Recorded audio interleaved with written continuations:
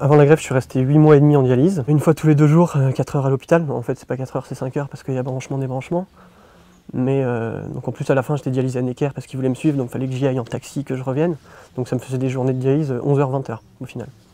Donc c'était, j'allais plus en cours, comme je vous ai dit. J'avais plus vraiment de vie sociale parce que je pouvais plus trop voir mes amis ni quoi que ce soit. Et non, c'était un peu l'enfer. Je ne suis pas sûr effectivement que le professeur me l'ait demandé. Peut-être c'est un peu délicat, je pense, d'aller voir tout de suite papa et de dire donnez un à votre fils. Mais non, je pense que c'est moi qui ai devancé un peu sa demande. Moi, je ne l'ai jamais vu douter. Et j'ai jamais vraiment angoissé pour lui, sauf le jour un peu de l'opération. Parce que je me disais, ouais, j'espère qu'il va pas lui arriver quelque chose. Mais c'est tout. Autrement, j'ai jamais angoissé. Non.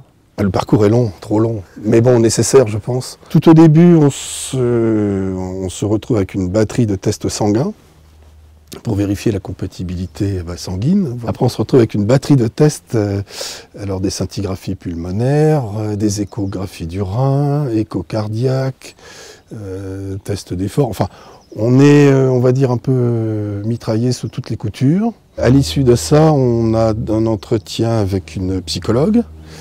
On a un entretien après avec le comité bioéthique.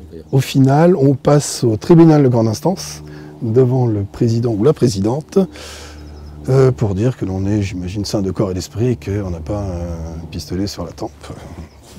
Je pense que c'est ça. J'ai été opéré par célioscopie. On vous gonfle le ventre avec des gaz, je crois que c'est ça.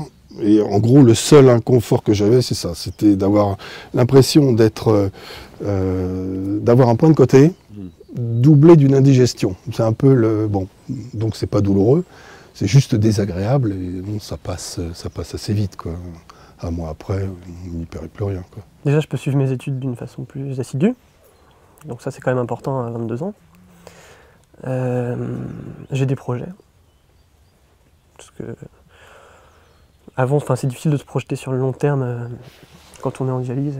On ne peut pas vraiment se dire je ferai ça, alors qu'on a toujours cette épée de Damoclès au-dessus de la tête. Là, on peut avoir de vrais projets, c'est bien. Je voyage beaucoup, parce que j'adore voyager. Je ne pouvais pas le faire quand j'étais en dialyse, il faut trouver un centre. Moi, je ne l'ai jamais fait parce que ça me prenait la tête.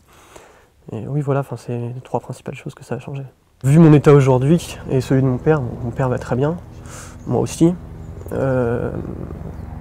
Avec la pénurie de greffons qu'on a en France, je me dis que c'est une chance de pouvoir faire ce type d'opération. Donc il faut vraiment la pratiquer en fait.